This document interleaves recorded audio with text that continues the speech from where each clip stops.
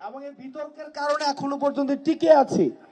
এত রিউমার, এত প্রপাগান্ডা, এত হচ্ছে সবসময় মিথ্যা সংবাদ, শুধুমাত্র আপনারা আমাদেরকে সবসময় যাদেরকে সামনে দেখেন, সার্জিস, আমি, নাহিদ, আসিফ, বাকের বা যাদেরকে দেখেন, আমরা প্রত্যেকে স্কুল কলেজ লাইফে আমরা ডিবেট করেছি।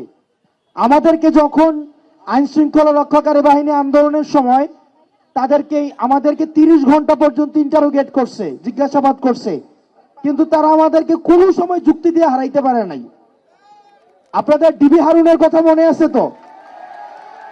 হাউন আঙ্কেল সহ আমাদের কাছে হার মানছে। কারণ হাউন আঙ্কেল তো হচ্ছে ওরা একটা ইয়া দিয়ে আসছে, আমরা ডিবেট করে আজকে 15 বছর ধরে।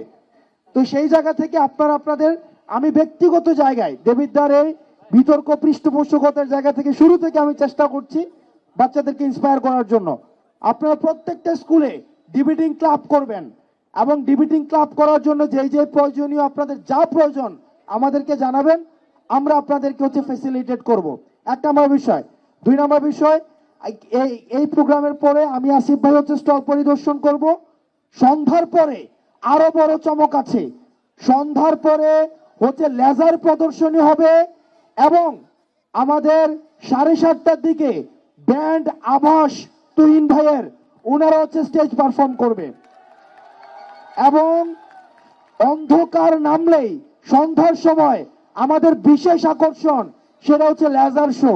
সবাইকে দেখার আমন্ত্রণ রইল এবং সবাই ভালো থাকবেন, সুস্থ থাকবেন, সবাই হচ্ছে মেলাকে উপভোগ করুন। সালাম আলাইকুম।